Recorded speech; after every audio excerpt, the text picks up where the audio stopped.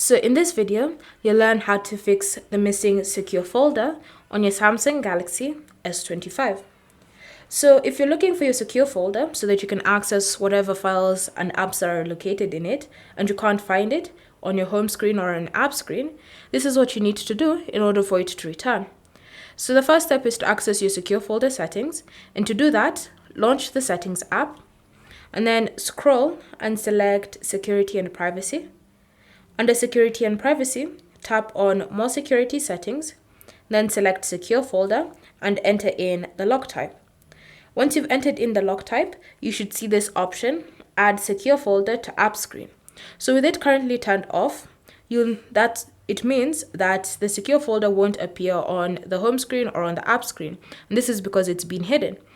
So in order for you to return it, just enable this feature like that so that it's now been added to the home screen and to the app screen.